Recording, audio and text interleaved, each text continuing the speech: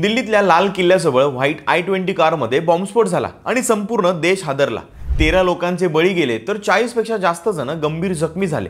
या सगळ्याचं देशातल्या अनेक राज्यांमध्ये म्हणजे विशेषतः हरियाणा, जम्मू काश्मीर आणि दिल्ली इथे कनेक्शन मिळालं।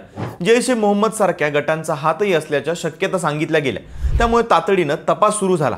केंद्रीय गृहमंत्री अमित शाह यांनी तातडीने बैठक बोलावली। स्फोटाचे दागेदोरे आंतरराष्ट्रीय दहशतवाद्यांपर्यंत पोहोचू शकतात हे लक्षात घेऊन या प्रकरणाची जबाबदारी देशातली सर्वोच्च तपास यंत्रणा असलेल्या NIA म्हणजेच नॅशनल इन्व्हेस्टिगेशन एजन्सीकडे सोपवण्यात आली। NIA ने याच्यासाठी 10 अधिकाऱ्यांची एक विशेष तपास टीम म्हणजेच SIT तयार केली आणि 10 जणांच्या टीमचं लीडरशिप देण्यात आलं एका मराठमोळ्या डॅशिंग आणि दहशतवाद विरोधी कारवाई पटाईत असलेल्या एका अधिकाऱ्याकडे, IPS विजय साखरे यांच्याकडे।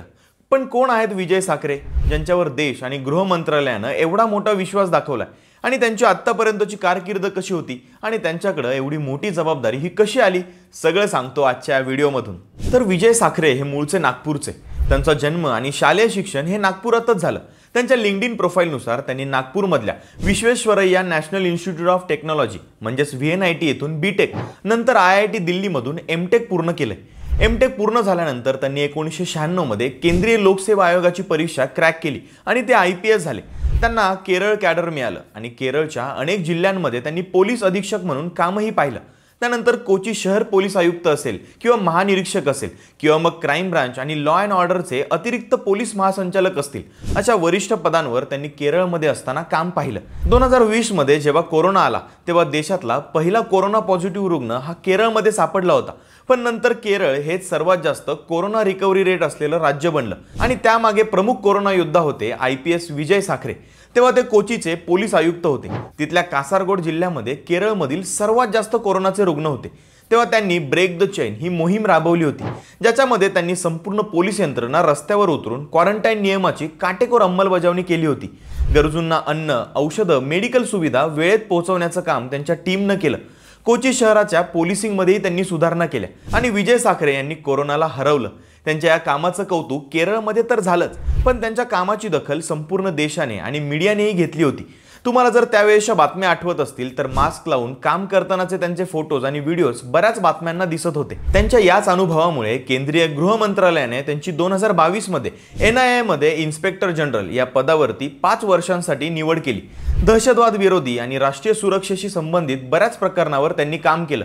नुकतंच सप्टेंबर 2025 मध्ये त्यांचं अतिरिक्त पोलीस महासंचालक या वरिष्ठ पदावर प्रमोशनही झाले। Cross border terrorism, terror funding यांसारख्या विषयांवर काम करण्याचा त्यांचा हातखंड आहे। दिल्लीमध्ये परवा झालेल्या बॉम्बस्फोटाच्या घटनेमुळे त्यांच्यावरती सर्वात मोठी आणि महत्त्वाची जबाबदारी आली।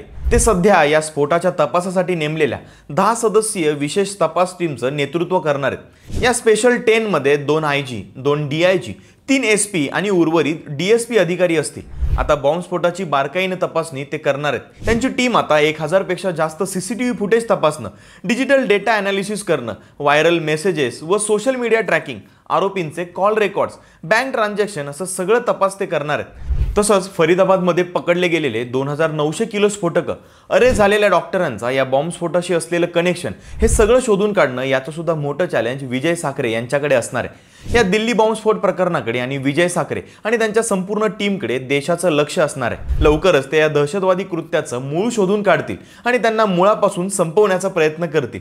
पण अशा परिस्थितीत महाराष्ट्राच्या सुपुत्राकडे देशाच्या सुरक्षिततेचा ध्वज आहे, ही खरंच अभिमानाची गोष्ट आहे। तुम्हाला काय वाटतं कमेंट्समध्ये नक्की सांगा आणि अशाच व्हिडिओसाठी लगावबत्ती YouTube चॅनलला सबस्क्राइब करा।